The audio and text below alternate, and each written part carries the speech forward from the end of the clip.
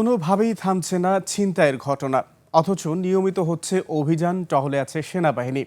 বিশ্লেষকরা বলছেন প্রচলিত আইনে ছিনতাই জামিনযোগ্য অপরাধ, তাই আটক আসামিরা আইনের ফাঁকফোকর দিয়ে বের হয়ে ফের জড়িয়ে পড়ছেন অপরাধে। বিস্তারিত সুমাইয়া খানের রিপোর্টে।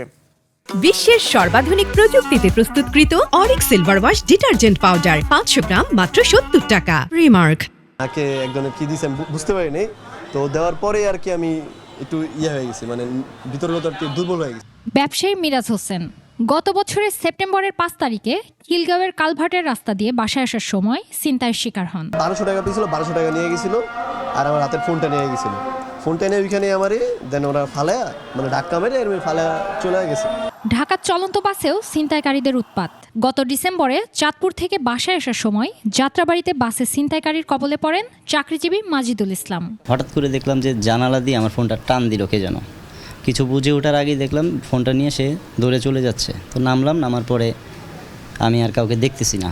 আরেক কর্মজীবী নারী হ্যাপি রায় 2024 সালের নভেম্বরে সন্তানকে কোচিংয়ে দিতে যাওয়ার সময় সিদ্ধেশ্বরীতে পুলিশের সামনেই ছিনতাইয়ের শিকার হন। এ বিষয়ে রমনা থানায় মামলা করলেও কোনো প্রতিকার পাননি তিনি। হঠাৎ মনে হচ্ছে আমার এখানে কি যেন একটা লাগলো। আমি দেখলাম যে মানে একটা মোটরসাইকেল এসে আমার এখান থেকে ব্যাগটা ধরে খাবার নিয়ে টান দিয়ে চলে গেল। দিন বা রাত যে কোনো সময়ে ঘটছে ছিনতাই। নগদ টাকা, মোবাইল ফোন, এমনকি স্বর্ণালংকার পর্যন্ত ছিনিয়ে নেওয়া হচ্ছে সাধারণ মানুষের কাছ থেকে। আর ছিনতাইয়ের এই ধরনের 25টি হটস্পট আছে ঢাকায়। ভুক্তভোগীদের মতে আরও অনেকেই আছেন যারা থানায় গেলেও কোনো ধরনের প্রতিকার পাননি। তবে পুলিশের দাবি তারা ব্যবস্থা নেবে। কারণ বাজার, ফার্মগেট, বিজয় সরণি, তারপরে আপনার এই মণিপুরি পাড়া, এই এলাকাগুলিতে আমাদের এই 6টি টহল পেট্রোল থাকে। পাশাপাশি আমাদের অতিরিক্ত 60টি মোটরসাইকেল আমাদের পেট্রোল ডিউটিতে নিয়োজিত থাকে। তবে কথা বলেছেন ডিএনপির জনসংযোগ দপ্তরের কর্মকর্তা। যারা এই ঘটনার সাথে জড়িত তাদের সবাইকে কিন্তু গ্রেফতার করে আইনের আওতায় নিয়ে এসেছি। সর্বশেষ জুলাইয়ে 46টি ছিনতাইয়ের মামলা দায়ের হয় ঢাকার বিভিন্ন থানায়। এ নিয়ে গত 7 মাসে রাজধানীতে এমন অন্তত 338টি ছিনতাইয়ের মামলা হয়েছে। তবে ঘটনা আরও বেশি। অনেকেই থানায় যান না, কারণ মামলা করার পর আছে নানা হয়রানি।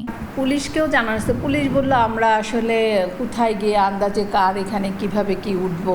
টাকা না খাইলে কিনা হয় না, কিংবা কারো রিলেটিভ কেউ থাকতে হয়, তাহলে সেটা ফোন পাওয়া যায়। অনেকবার যোগাযোগ করে চেষ্টা করলাম, বাট তাদের থেকে রেসপন্স না পেয়ে একসময় আমি হাল ছেড়ে দিই। তবে আইন শৃঙ্খলা বাহিনী বলছে অপরাধীদের গ্রেপ্তারে সর্বোচ্চ চেষ্টা চলছে।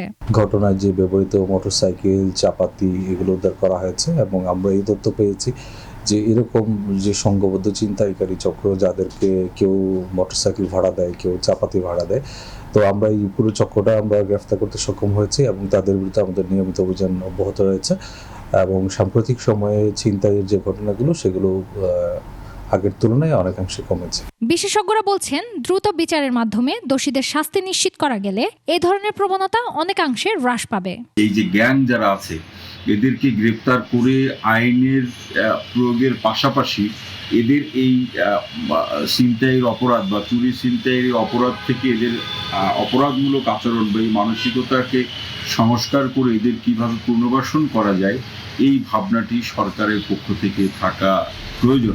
নিয়মিত অভিযান, নজরদারি ও চেকপোস্টে তল্লাশি বাড়ানো হলেও অপরাধীরা বারবার কৌশল পরিবর্তন করায় তাদের ধরা কঠিন হয়ে পড়ছে বলে মনে করেন বিশ্লেষকরা। সুমাইয়া খান, 21 টেলিভিশন, ঢাকা।